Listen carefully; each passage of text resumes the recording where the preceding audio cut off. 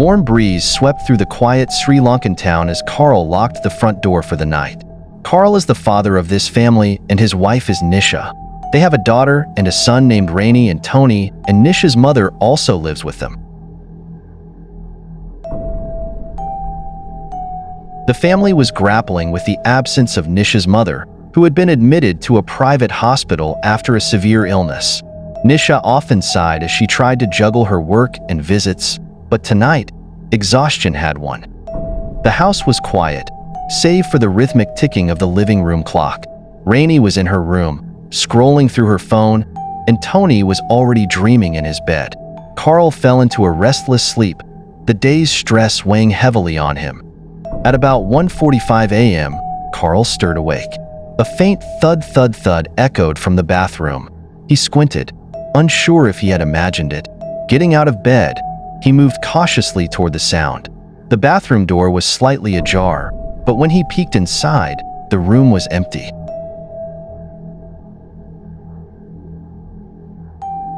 As he returned to bed, a cold shiver ran down his spine. He brushed it off as the night's chill. Moments later, he heard a soft creak. Sitting up, he squinted through the dim light of the living room. His breath caught. There, in the middle of the living room, stood the wheelchair. The same wheelchair they always kept in grandmother's room.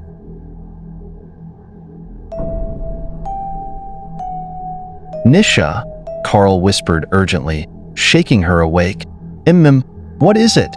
she murmured groggily. "The wheelchair. It's in the living room," he said, his voice tinged with fear. "Maybe Tony moved it while playing," she said dismissively, turning back to sleep. Carl wasn't convinced but decided not to press the matter. At dawn, as Nisha prepared breakfast, the landline rang, its shrill tone cutting through the calm of the morning. Carl answered. "Hello? Mr. Carl, this is Dr. Samarasing from the hospital. I'm sorry to inform you that Mrs. Pereira passed away late last night. We believe it was around 2 a.m.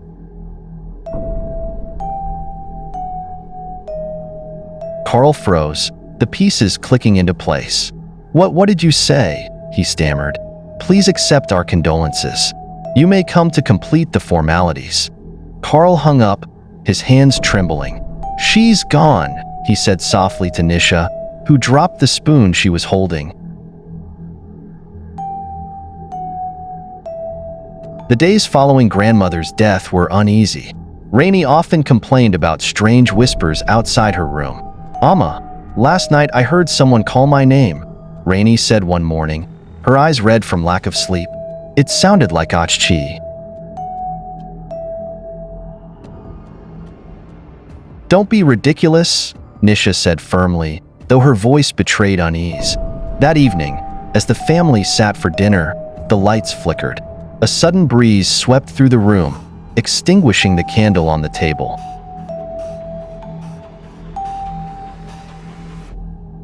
"Windows are closed. How is that possible?" Tony whispered, clutching Carl's arm. "It's just the electricity," Carl said, trying to sound confident. But Nisha knew better. The aroma of jasmine, grandmother's favorite flower, filled the air. "She's here," Nisha said under her breath. One evening, as Rainey brushed her hair in front of the mirror, she noticed something unusual. In the reflection, a shadow moved behind her. She spun around, but no one was there. Turning back to the mirror, her heart skipped a beat.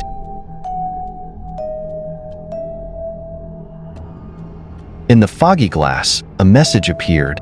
"Take care of Nisha," Rainey screamed, and the family rushed to her room.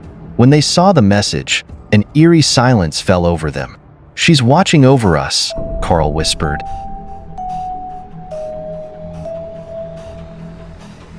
One night, Nisha stayed up late in the living room, staring at the wheelchair. "Amma, if you're here, please give me a sign," she said, her voice breaking. A soft touch brushed her shoulder. Tears streamed down her face as the air grew heavy with warmth. "I miss you," Nisha whispered.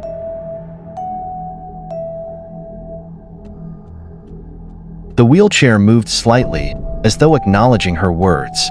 Then, just as quickly, the room fell silent. From that night on, the hauntings ceased. Grandmother's presence faded, leaving only memories. The family understood that she had returned not to harm them, but to watch over them one last time. As the family lit a lamp near Grandmother's portrait, Rainey whispered, "Do you think she's happy now?" "She's at peace," Nisha replied, her heart heavy yet comforted. And somewhere, in the quiet corners of their home, the faint scent of jasmine lingered, a gentle reminder of a love that transcended life and death.